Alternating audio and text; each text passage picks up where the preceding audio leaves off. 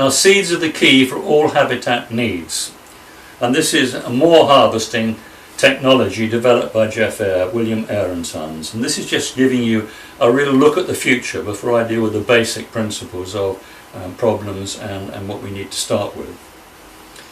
Heather seed harvesting. It's a track vehicle, cut a bar, blowing the seeds through that cyclone. Cotton grass seed harvesting. One of the wonders of what we can now do with mechanisation. Here, sheep sorrel harvesting, and there's the sheep sorrel plant on the right, and when it's mature you can harvest it for the seed. The champia grown after bracken, and the picture of the plant. With the seeds, anything can be done anywhere. This is interesting. I asked Jeff what this machine was, and he explained that he was mowing and collecting seeds with an early seed harvest adaptation based on a garden lawnmower, and changing rotors to brushes and adding dual wheels. And the air sock allowed vacuum to suck up the various seeds from the mower. And here you have a four-wheel drive JCB type truck where you can either spray or seed, and lovely views of the Peak District. This is the new Toad seed spreader, so even the smallest farm or smallest operation can be involved in this marvellous work on the uplands. They're just the different types of plants that can be seeded, various growing varieties. Next key point, we've been spending a lot of time looking at habitat, how we improve habitat for wildlife and food for animals. Now, the quality of food is very important, and the comparative welfare is dependent mainly on the quality of that food. And that's the difference between profit and loss. The commoners are always allowed to make profit by what went into the mouths of their animals. And this slide shows the worst of shorthorns and best of shorthorns at 28 months. There is an idea that conservation grazing, you just turn animals out and that's it. It's nonsense. Animals have to be well fed for the whole thing to be viable and sensible, and they've got to be looked after. Our upland hardy breeds need less looking after, our sheep need less looking after, but there's always a management element, and anybody who talks about extensive as opposed to intensive has never run a farm. Everything on the farm and the uplands is intensive in one way or another. Dairy milk yields depend on an adequate supply of water. You find your cows don't get water for a day, you immediately see a big drop in your milk yield.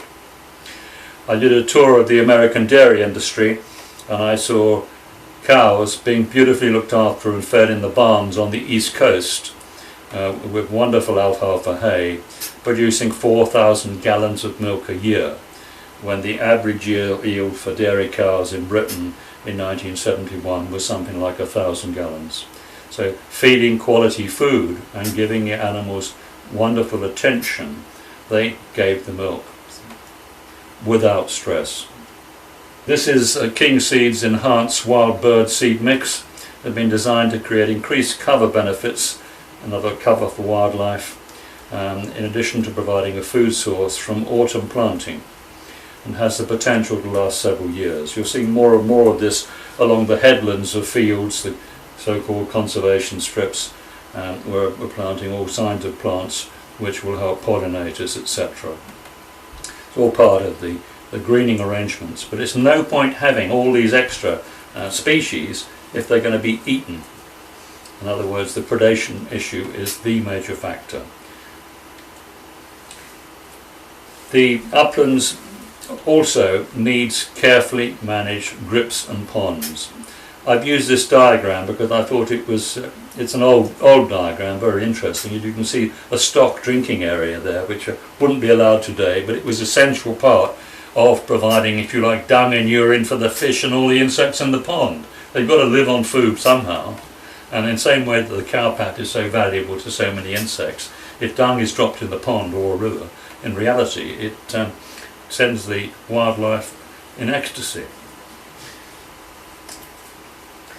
It's This is the diagram from Countryside Management Publications in Northern Ireland, and you can see the various features with an island, floating vegetation, large areas of shallow water, and on the northern side of the pond some shelter.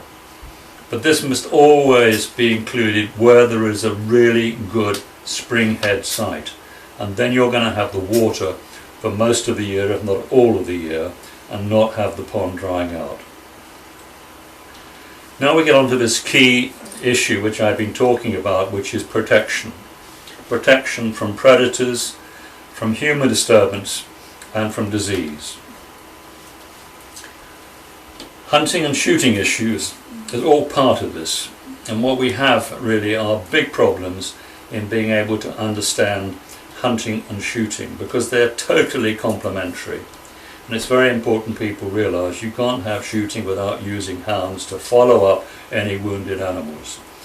When you're shooting game, you need to be able to follow up any animal that isn't killed instantly very quickly.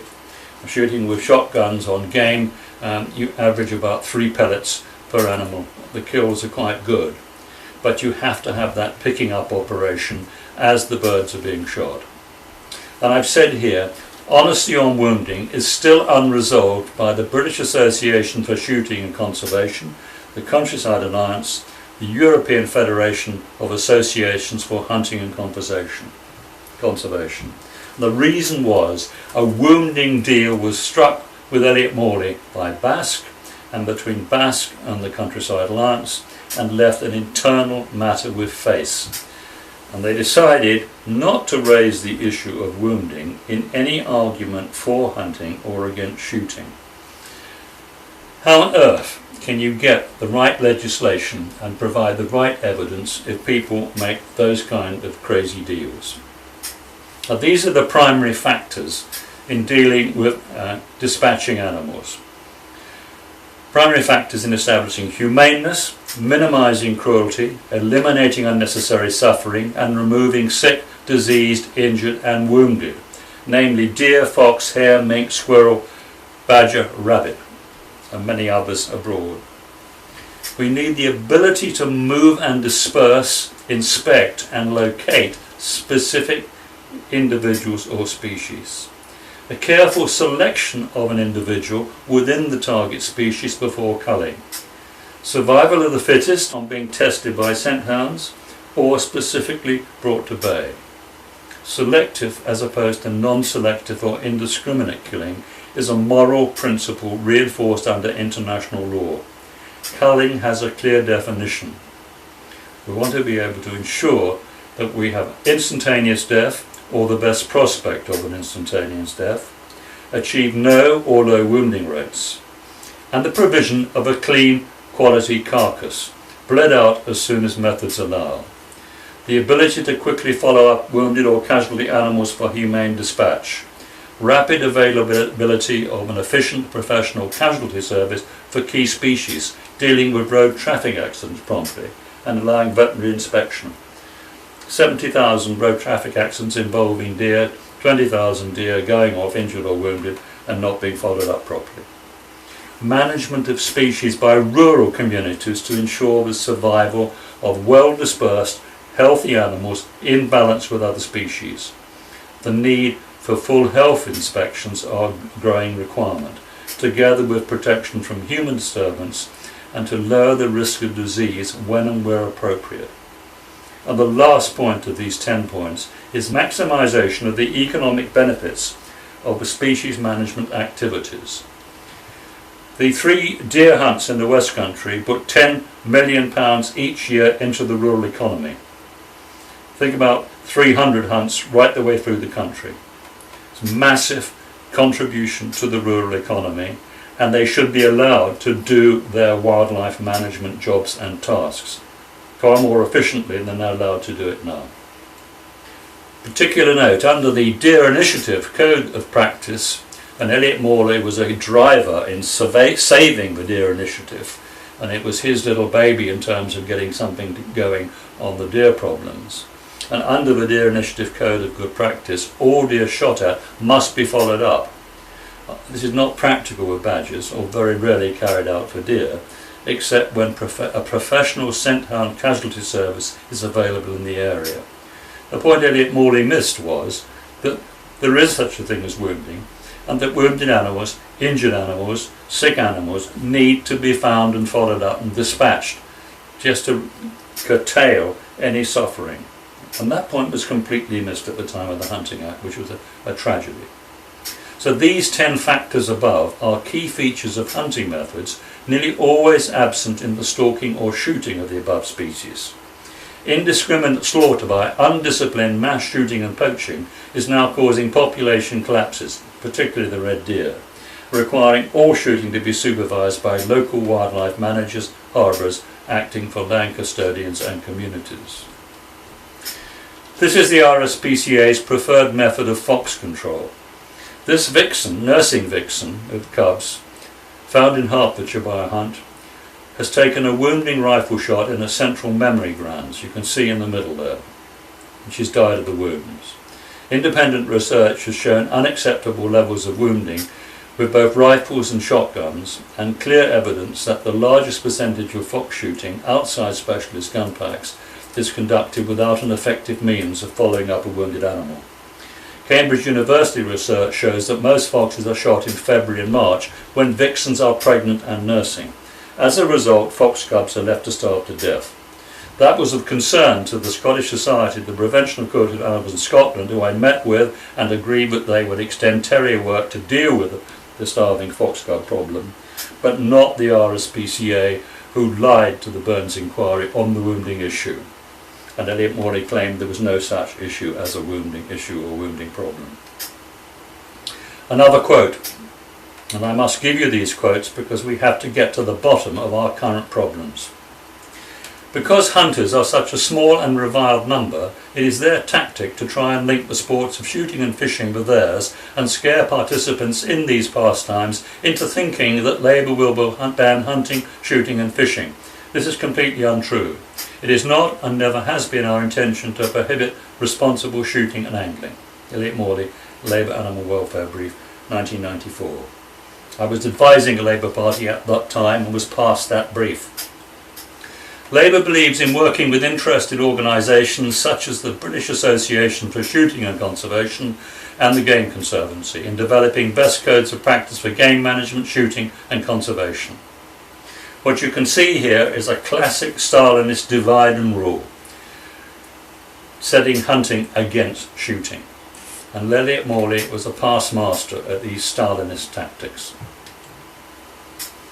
Now this problem is all resolved, it's all history with the welfare equations. And this is, for example, the red deer welfare equation, comparing suffering between hunting and stalking methods.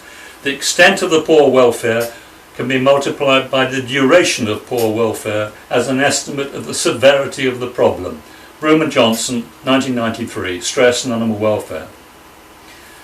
The leading advisor, William Swan of the RSPCA, has set out exactly the same basic principles, that we can produce a welfare equation to make decisions on what are the humane ways of dealing with wildlife. And I hope that will be put in practice as soon as possible.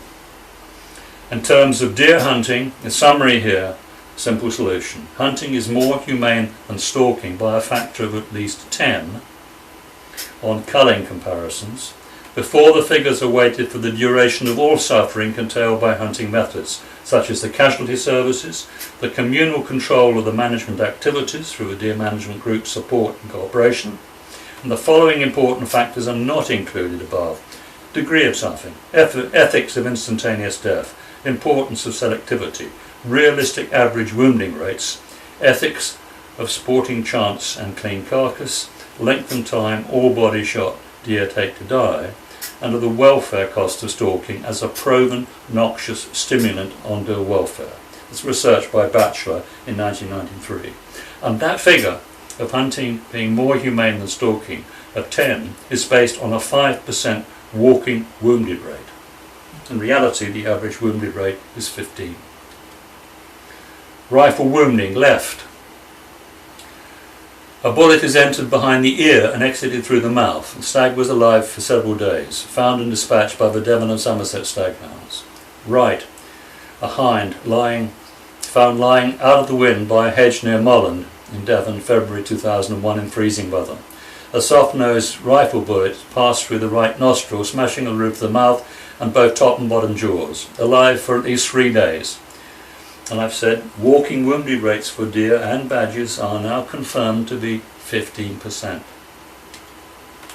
This is a survey which was withheld until after the Hunting Act was passed, of permanent wound tracks in the carcasses of culled wild deer in Scotland. And you can see here that the shots reaching the recommended target area 6, which is the heart-lung area, is 17.9%. And what you're doing in killing an animal, you're advised not to take headshots because you get those terrible problems which you've seen. The advice is to go into the engine room, fire at the engine room between the heart and the lungs. And that is the recommended place to put a bullet. And that often leads for the deer's heart to carry on. If the heart isn't actually hit, it can carry on pumping for as much as 7 or 8 minutes or even more. And what actually happens to the animal if you're firing between the lungs and the heart, the animal is choking on its own blood. That's how it actually dies. So we really have quite difficult problems in making sure we get an instantaneous death. And obviously the most effective instantaneous death is by using a close range headshot, as you would do if you were, RSPCA would do to an animal. And this is the only way that we really get a good instantaneous death. Or better still, cut the jugular vein so that the animal bleeds out and you have valuable meat, which is the traditional way and much the kindest way if you are able to avoid all the stress hormones generated by things like stunning. Predator-prey imbalances. Very interesting list of numbers here. Magpie up 97%, carrion crow up 89%, jackdaw up 107%, songbirds, corn bunting down 90%, yellow wagtail down 72%, skylark down 58%, yellowhammer down 55%, linnet down 55%. As the figures over one generation from songbird survival and the Patrick Foundation are on the right, more difficult, but these are estimates and realistic. Badgers up by at least 150%, in some areas 20 times as many badgers. Foxes up 40%. Common raptors up 100%, that's a very low figure. Squirrels up 100%. Seagulls up 140%. Big problem now, seagulls everywhere. Mink still up, not being properly controlled. Otters up 100%, causing major problems in our fisheries because they've been so successful. Pine marten being released in the Eland Valley. That's a real problem, and I'm going to come to that in a minute. Fish down 100%. I tell the story of 2 Belgians who heard that fishing on the Wye was the best in the world, so they booked in a hotel last year to go fishing on the Wye, spent a week, and they didn't catch any fish, but they saw lots of otters. That's the state of one of the greatest areas for fishing that this country's ever had and the world's ever had, apart from Scotland. That's one of the things we do really well, or did do in the past. They've now been ruined. River life is down 100%. On some of the tributaries of the Wye, the first time in living memory we have no young fish last autumn. Snakes and lizards down, frogs and toads down, insects down, bees down, bats down. We don't know enough, but we do know that those figures that we're looking at here are totally realistic, and there's only one answer, and that is wildlife management and predator control, and getting a balance between predator and prey. Lapwing is the most endangered bird in the country. Lapwing predation is as high as an unsustainable 84% on the research carried out by the Game and Wildlife Conservation Trust in the Tess Valley. A new organisation against the RSPB, You Forgot the Birds campaign, reported that lapwings breed away merrily, but not at the RSPB sanctuary in Kent, where only 8 chicks successfully fledged. As I say, without compulsory predator control, lapwings and many other endangered species will soon disappear. Now look at that. We all want to put up bird boxes and think we've done a wonderful job and go away. Some 60 bird boxes on the Eland Valley estate in mid-Wales have received attention from uncontrolled squirrels and maybe newly introduced pine marten. who find easily obtained meal at these locations. They know when the birds are going in, there's a food source there, so they just open up the box and go in. Although pine martins much prefer lamb, so they're the great lamb killers, and of course not popular if you want to have sheep as well. Other serious problems to be resolved. Ticks. Ticks are ectoparasites living by hematophagy on the blood of mammals, birds and sometimes reptiles and amphibians. If you've got blood, the ticks will get you. Tick-borne illnesses are caused by infection with a variety of pathogens. In other words, within the blood they can harbour more than one disease-causing agent. Patients can be infected with more than one pathogen at the same time, compounding the difficulty in diagnosis and treatment. The major tick-borne diseases include Lyme disease, Rocky Mountain spotted fever, relapsing fever, tularemia, tick-borne, I can't pronounce it, but it's a very long and it sounds horrible, Colorado tick fever, Crimean Congo hemorrhagic fever, babesiosis and cytomegalosis. Wow.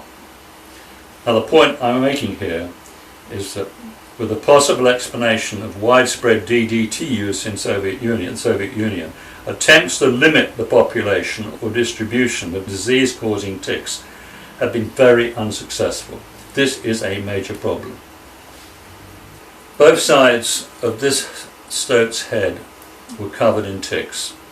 Both sides of the head. You can see where it's been through the undergrowth and picking up the ticks. As a warm-blooded animal, that's what the ticks do, climb aboard. This is the pattern for all warm-blooded animals, including humans, where ticks are now commonplace. So any ground-nesting bird, their chicks, any animal living in the grass, moving in the grass where the ticks are, is going to pick this up. A lot of people take their dogs out for a 1-hour walk and come back with 30 or 40 ticks. Even 2 or 3 ticks is bad enough. And this is the seriousness of this particular problem and the effect it has, the unseen effect it has on so many of our wildlife species. Bracken and unpalatable wheatgrasses are host to ticks, which spread Lyme disease and looping ill to humans, together with seriously infesting and killing wildlife populations and lambs. I've seen lambs killed by ticks and tick infestations. In 1971 there were no ticks reported on Exmoor, and now they are being found in areas of Britain where they have never been seen before, such as Snowdon. On a guided tour of southeast Dartmoor in July, the guide reported that he personally knew 7 people who contracted Lyme disease. 2 weeks later I met a man whose dog had contracted Lyme disease. When sheep were treated each year in September with the dieldrin insecticide-based sheep dip, the tick population was contained and managed. Great care was required to ensure that the dipped sheep stood on a concrete apron to allow surplus liquid to drain from their short fleeces back into the tank. Now this is several weeks after they've been shorn, and there are short fleeces there for the dieldrin insecticide to come onto the animal. And of course the liquid goes back into the tank and you don't waste it. This method not only dealt with the autumn peak in ticks, but allowed residual insecticide to stay in the wool, giving protection from the spring flush. In Scotland, where 50% of the sheep have been removed, land custodians now pay farmers to bring sheep onto their land so a degree of tick control can be put in place. However, dieldrin was banned by the Labour government without a suitable substitute being made available. Out-of-control ticks now represent a more serious problem than bovine TB, which in fact can be easily resolved. Large swathes of the uplands now infested with ticks are in consequence no-go areas for people because of the risk of tick infestations. The replacement treatment for ticks is spraying every 6 weeks, which makes an enormous expense for the farmers, and it isn't really effective. So this tick insecticide issue has got to be dealt with very urgently. Heather beetle. There's the adult heather beetle, and you can see the size on the hand of the man who's in charge of the Heather Trust, Simon Thorpe. This in fact is not as serious a problem as obviously TB and ticks, but it's been a major issue while we've had warmer and wetter weather. Recent mild, wet winters and wet summers have produced severe heather beetle problems, and the damage that this causes to heather is a periodic worry to landowners and conservation organisations. This dark brown beetle hibernates throughout the winter below the surface on the moors and emerges in spring as temperatures rises. It feeds lightly on heather, mates, lays eggs on the damp area of ground, particularly sphagnum moss, and then dies. By late May the eggs hatch into grubs, which are greenish, yellow with black spots and 12 millimetres long. They invade the heather plants, eating young shoots and damaging stems, with the result that the heather turns a foxy red colour by July, before dying and going completely grey by the following spring.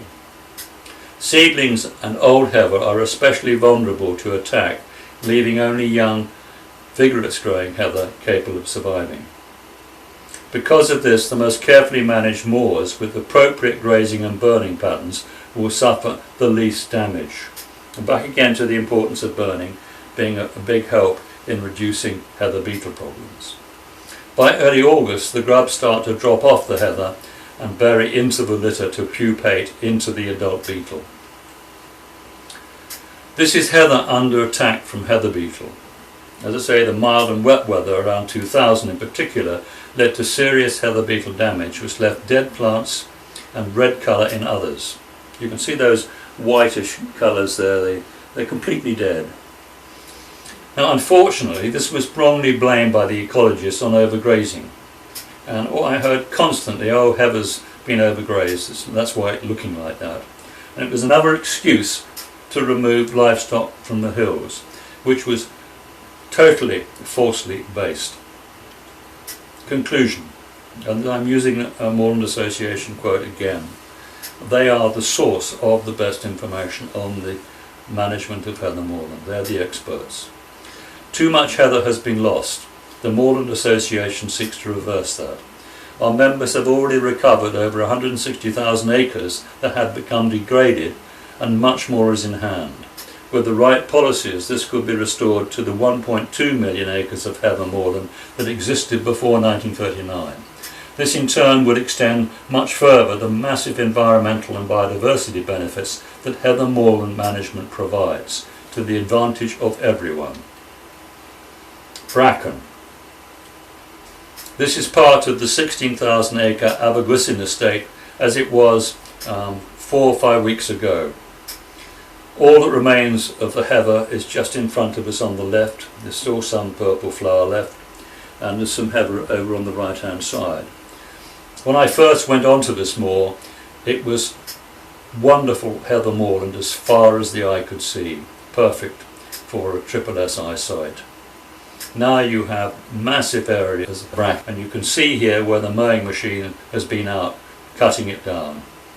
Some of that bracken is as high as 9 feet tall. I think the record's about 10 or 11 feet. And of course it's very good agricultural land effectively. That's why it grows such good heather.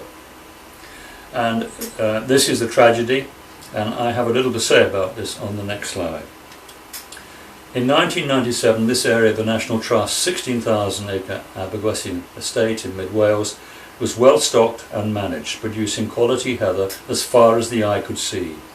There was a small patch of remaining heather in the foreground left, and large stands of high bracken in the background, which had been cut down by machine. Sir Angus Stirling, famous leader of the National Trust, who upheld and praised the managers of this site of special scientific interest, would the current management neglect. Statutory powers exist requiring this land to be returned to its original SSI condition. I did raise this problem of bracken at the National Trust AGM, and it's there on the British Wildlife Management to see the questions raised and the answers given, and I'm sure that the National Trust will do all they can from now onwards to try and resolve this particular problem. One of the many catastrophic consequences of neglect and removal of grazing animals has been the spread of uncontrolled bracken, aided by warmer and wetter conditions over recent years. Still spreading, this now covers an area of at least 1.5 million hectares, twice the area of Lincolnshire and approaching the national wheat crop of around 2 million hectares. Bracken is the sixth most common plant occurring throughout Britain. It's not only notoriously difficult to get rid of, but is dangerous both to animals and human beings, for it contains chemic acid, quercetin and cataclysm emulsion, all of which are cancer-producing agents or poisons. Currently, there are major concerns that these chemicals and other toxins spread from the bracken's leaves and extensive rhizome network below the surface are not only killing off plants which try to compete, but also allowing the same water-soluble chemicals and toxins to leach into the upland ground water supplies, which represent 70% of our drinking water. Infestations of useless bracken across the UK contaminate our rivers and water supplies. This plant is deciduous and not a plus carbon fixer for the believers in saving carbon. The roots do not store water in winter. These are the photographs taken by Pauline Greenwood, bracken impeding walkers at Burrowtor, Dartmoor. 5 feet high bracken surrounding the restored heather moorland in full purple flower centre right of this picture on the National Trust Howden Moor, managed by Jeff Eyre, taken in August when the bracken is reaching full height. This is now a common view across most of our potentially productive uplands approaching 2 million acres. Water supplies. This has to be mentioned.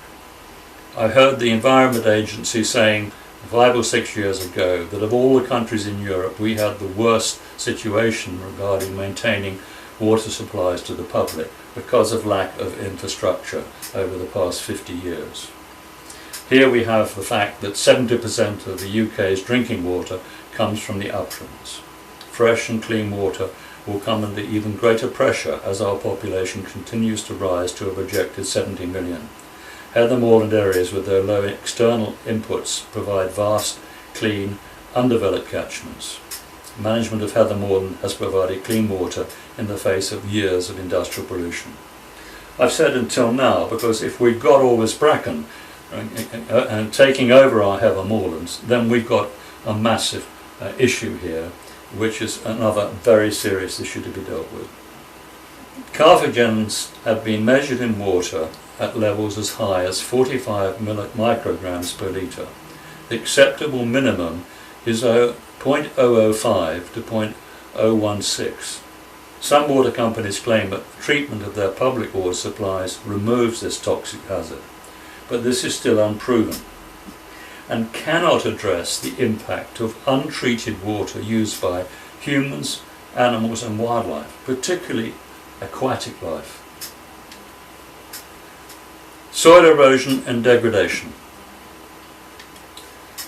Erosion and landslides are common with the loss of grazing animals, which encourage healthy, deep-rooted grasses, more effective at holding the soil together and storing more water than tree plantations.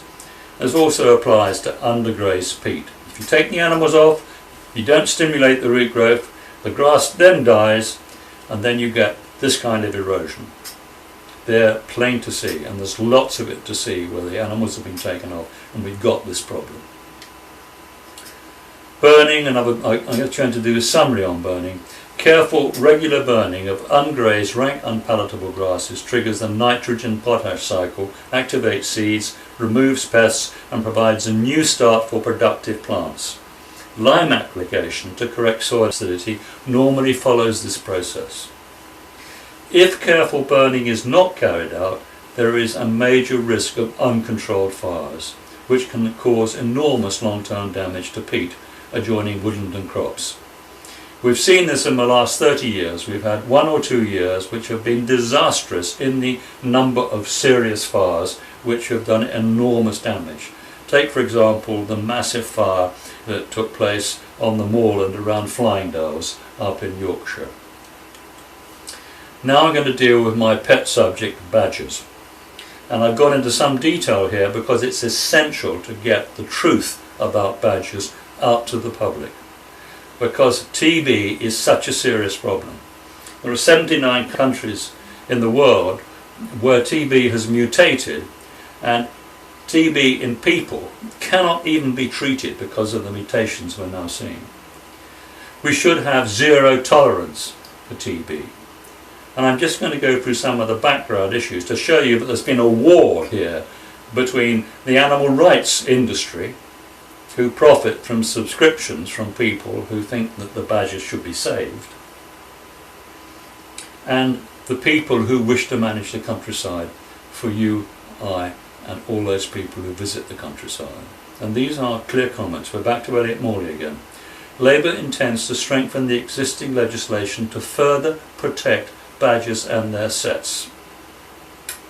The second, most important evidence. The TB99 disease investigation report completed by experienced veterinary officers for every outbreak and analysis of these from 1986 to 1995 by the epidemiology unit at Weybridge found 90% of new herd incidents were considered badger origin. 90%.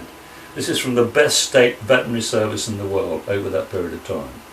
And you'll see they were excluded, and this evidence was excluded from a Labour government's committee in investigating badgers and TB. Key point. Please see the attached documents, in particular the British Cattle Veterinary Association Killarney report by Gallagher and Sainsbury, among the important key evidence excluded by the independent scientific group commissioned by the Labour government to delay badger culling. TB has long been proven to be an endemic bacterial disease of the badger and not a cattle disease by specific research in 1976, 1955 and 1935. TB has long been proven to be an endemic bacterial disease of the badger. Apart from those three dates and the Central Scientific Laboratory TB report in July 2004. Protecting the badger and stopping the selective dispatch of sick badgers will cost the taxpayer unnecessarily over £3 billion. The Labour Party profits from the organised crime of the animal rights campaigns, and DEFRA participates willingly. Here is a picture to show you the badger and the cow. And it's the old sick badgers. They're driven out of the set by the younger badgers that go to the farms for shelter, for food, for water, and pee or breathe on or excrete on grass which the cattle are eating. They are the carriers of the disease. This is the Veterinary Association for Wildlife Management. Number of cattle slaughtered because of uncontrolled infected badgers. The Conservative government instigated the Krebs report, and Krebs was going to tell us the best way to control badgers, and in effect we've had no culling until recently, and that is the escalation of the numbers of healthy cattle slaughtered. They simply react to a skin test. They're perfectly healthy otherwise, and they're perfectly good to eat. It's just a skin test. And cattle cover that reaction. Badgers don't. Different reaction. And this is what I heard in the audience in the first ever public ISG, Independent Scientific Group meeting in November 2003, after 64 closed meetings and an expenditure of 45 million. We have no evidence of endemic TB in badgers, Professor John Bourne. That was a blatant lie. This is another very important statement very recently in December 2013.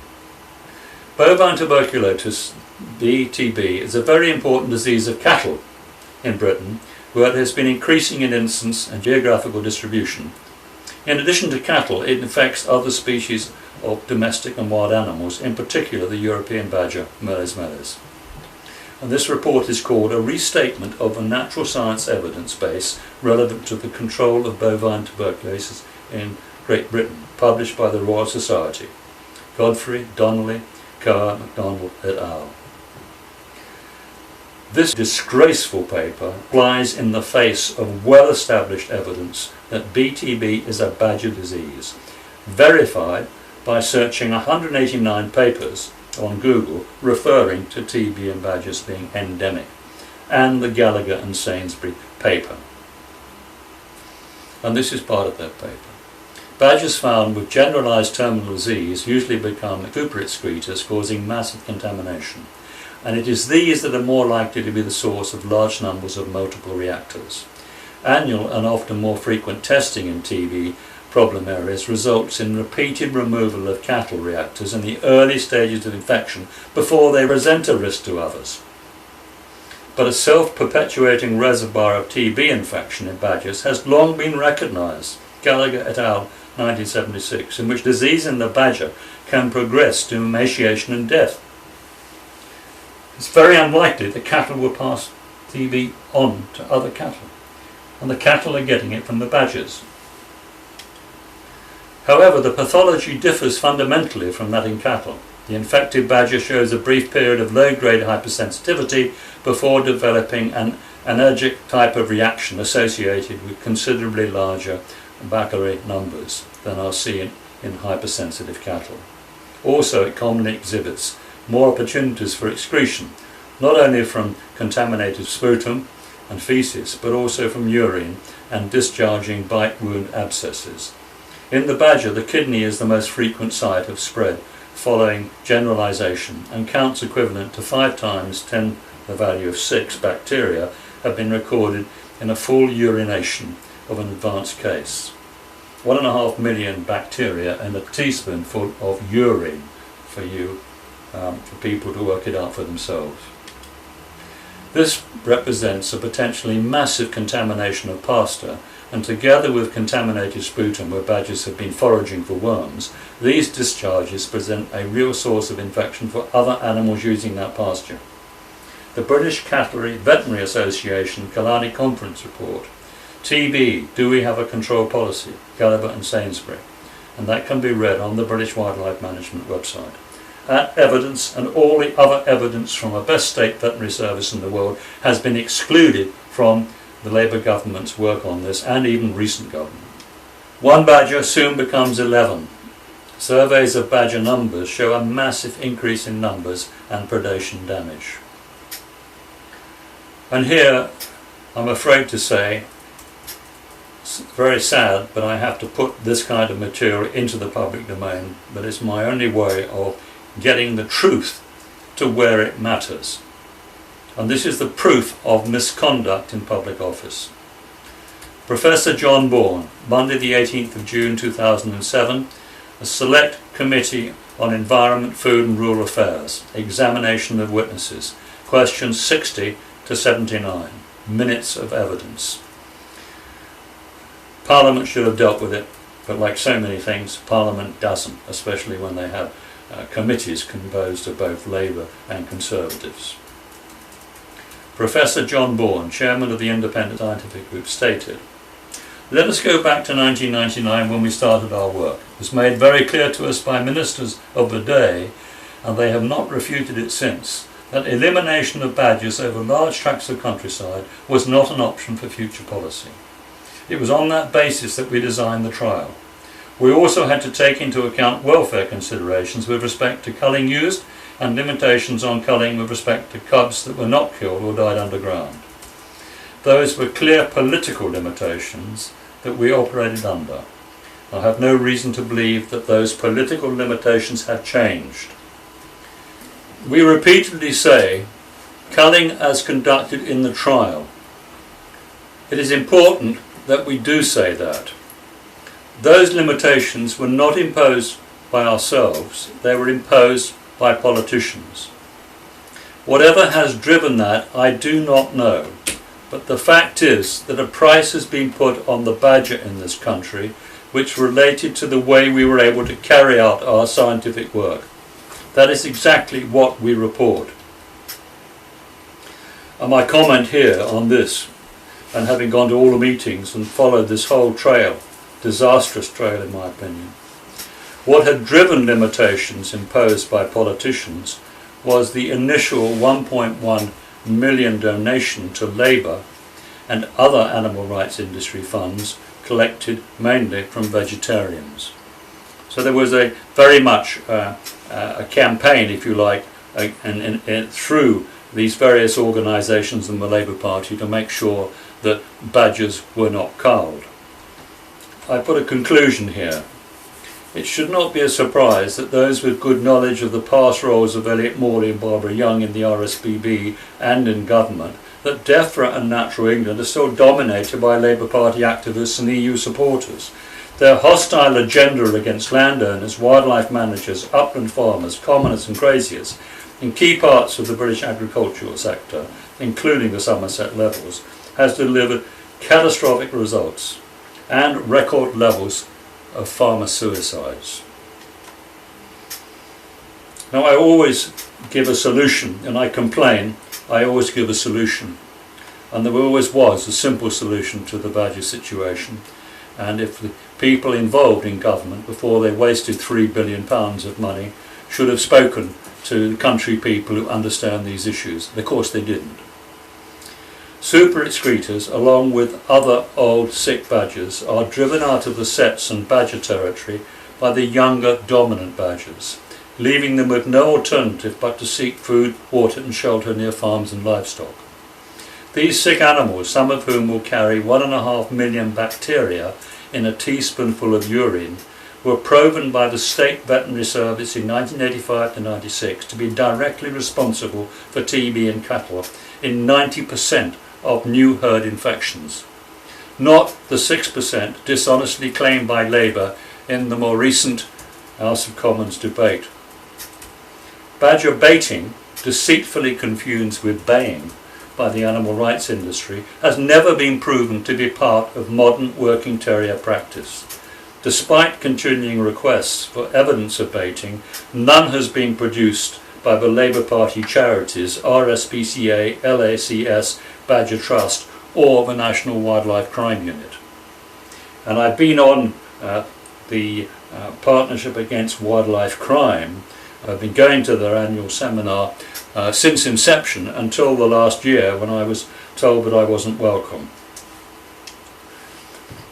Simple solution at no or low cost. The selective, humane and effective all-year management of the badger population, as developed over more than 300 years and perfected by the National Working Terrier Federation, who operate legally on fox control at the earth nationally. Free traditional best practice through licensing existing specialists who will concentrate on the searching by scent, locating and dispatch with a close-range headshot the sick super excretors together with old weak badgers.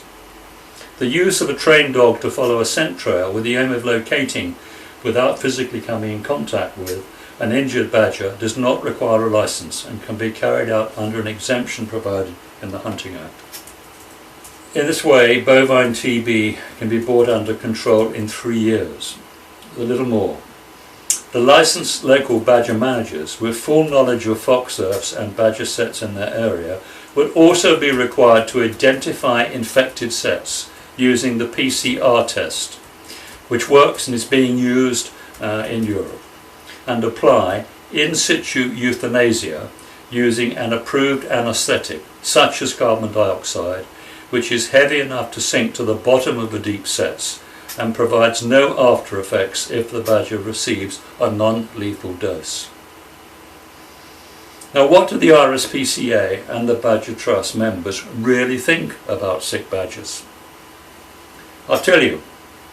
The RSPCA, including Director Gavin Grant, at a recent public Badger Cull meeting, following my question, have confirmed that searching for, locating and dispatching sick super excretor badgers with a close-range headshot would not be successfully prosecuted.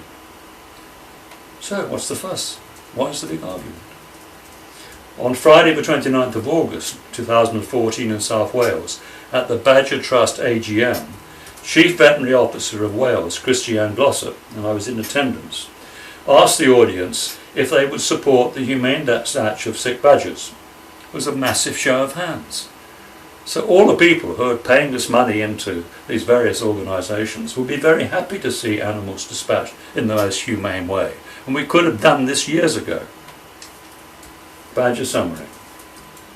There is little point in investing in red meat production in the uplands, even remotely detached from the current spread of bovine TB, until this dreadful bacterial disease is brought under control. In other words, forget the uplands, forget the cattle, if we can't get the TB under control quickly. The independent expert panel report conclusions, now available for scrutiny by the public, on the flawed concept of shooting badgers with a rifle from a distance were predictable, with walking wounded rates around 15% and cost per badger over £4,000 each. Very few sick badgers were identified. This was a plan engineered by DEFRA to ensure that protecting the diseased badger would be continued in order to meet Labour Party obligations to the very well organised animal rights industry, who funded them by at least £2 million. DEFRA are in control of policy. Vaccination at a cost of £3,000 over 5 years for each badger does not work and will not work. Another red herring. Now I just run through the first steps. If all these other problems are dealt with by government, the first steps, the restoring the uplands as carried out on Howden Moor. Track vehicle used from the start of the project. The sprayer applies least toxic salt-based sprays and seeds with a cutter bar on front to harvest seeds. With the sprayer removed, equipment and people can be carried. And that's a very soft footprint. Doesn't make much of a problem when it's turning on peat. That's the ideal vehicle for the job. Wheatgrasses and bracken sprayed and burnt. They all obviously die, and the salt-based sprays actually start killing the plant off at the roots, so it kills the roots of the grass, which is crucial. And then it's just a plant that can be burnt very easily and totally destroyed. Burnt 8 weeks later in a traditional patchwork, leaving the bare ground on which to apply seeds. And you see all the patches there and the way that's been dealt with, and that'll create a wonderful mosaic of heather for all manner of species that love the heather and the uplands. Harvesting heather seed, the moor in the background, you can see quite a lot of work that's been done in the background there. In this image we can see what is called weed wiping of very healthy bracken on otherwise very productive farmland. And the weed wiping is by brushes, and it literally wipes the plant with the chemical. There are sheep grazing successfully on land that's been reclaimed, with lots of heather in the foreground, lots of wonderful heather in the background. A mosaic of ideal habitat for a whole range of species, including the harvest of a surplus of grass which pays the bills. Once all useless, rank and unpalatable millennia grass on Howden Moor. Just look at the scenery and patchwork. And within that patchwork you can have almost anything you want in terms of landscaping the ideal area for wildlife and livestock. That was the species counts in '93 and in 2004. And I talk in general terms about a 10 times increase. It was actually a lot more than that on many of the species. So a fantastic change by just providing a right habitat and management, good wildlife management. Now I'm coming to the end of the talk, and we have to deal with the most important endangered species now. Saving our endangered human species.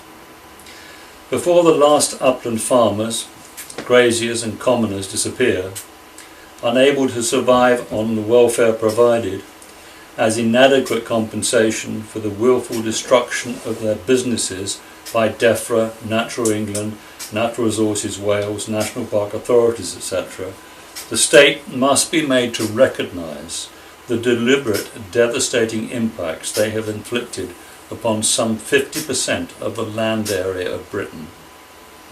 80% of Welsh farmers are now said to be in less favoured or severely disadvantaged areas.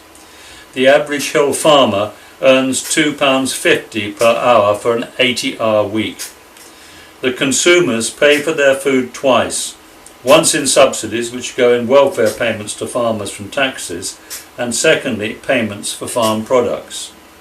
Heavily subsidised food from around the world is allowed to be dumped on our markets, thereby distorting fair and consistent farm gate prices. Planting trees. I've come to trees last for various reasons. We're talking about land generally on which trees can't be planted and shouldn't be planted. And there are always many opportunities for small plantations on any well-run upland, moorland managed operation, and these can be seen in practice. As proved above, The new technologies of reseeding suitable palatable grasses such as briar, heather and other plants will allow a tenfold increase in the carrying capacity for wildlife and a better balance of hardy sheep and cattle all year round in the uplands. The consequent increased root growth is proven to provide far greater capacity for water than woodland, as well as reducing soil erosion to the minimum and increasing soil fertility under good management, contrary to the claims made by wilding supporters. In reality, we cannot properly manage our existing woodlands or afford vast new forestry schemes without a viable and profitable upland countryside. Required actions. Simple solutions. The state imposition of a misguided one-size-fits-all national plan imposed by compulsion under threat of loss of subsidies by the decisions of semi-skilled academic advisors who represent a significant unnecessary overhead cost has delivered a massive environmental, ecological, agricultural and social cataclysm. DEFRA, Natural England, Natural Resources Wales and Scottish National Heritage, advised by the RSPB, together with the National Trust, must accept collective responsibility and immediately allow the simple solutions outlined in this presentation to be put in place. Above all, our international obligations to achieve biodiversity targets and meet the demands of growing world markets for the production of quality grass to meat products speaks for itself for the future of the world's peoples and this country. I'm suggesting a proposed new supervisory body, just simply reforming what we have. The forests, uplands and woodlands of the British Isles require the highest standards of management best practice for all the species which can thrive in and around them over the longer term for the full benefit of future generations. The failed political proposal of selling forests to the highest bidder ignores the need for the long-term planning and stability of all potential and associated benefits, including substantial quality job creation and the wide range of managed access opportunities. A state-led and private sector-run wildlife management and forest service, encompassing agriculture, fisheries and food, could re-establish Britain as a world leader in the twin roles of environmental management and food production at half current costs. This should be combined with a new ambitious national jobs and skills service. Modern techniques and mechanisation can bring back the best results of the past and be highly productive economically, requiring the implementation of best private sector practice as soon as possible and the removal of negative forces. Key recommendations following exit from the EU. Reform the Charities Commission and the police to allow them to restore former high standards disconnected from politics and establish new professional reputations for those involved, worthy of a great and good country fighting crime. Secure markets from all relevant sources for income and profit. Compulsory predator control, fully engaging with the free services provided by the self-regulated private wildlife management sector, starting with bovine TB, tick, bracken and weedgrass eradication proposals. Agronomists to be fully involved in the long-term national planning and efficiency of individual countryside schemes.